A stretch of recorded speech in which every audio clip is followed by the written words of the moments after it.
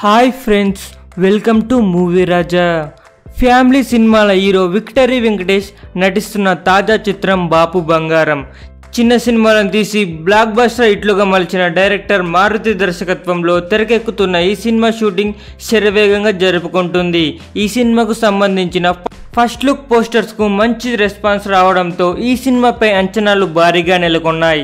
ఇక తాజాగా ఈ సినిమాకు సంబంధించిన టీజర్ ను విడుదల చేశారు. మరి ఈ టీజర్ ఎలా ఉందో తెలుసుకుందామా?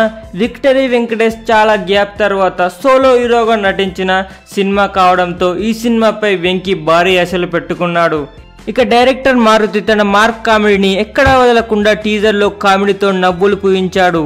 మరోవైపు వెంకటేష్ కూడా తన కామెడీని జోడించడంతో టీజర్ మంచి కామెడీ ఎంటర్టైనర్ గా సాగింది.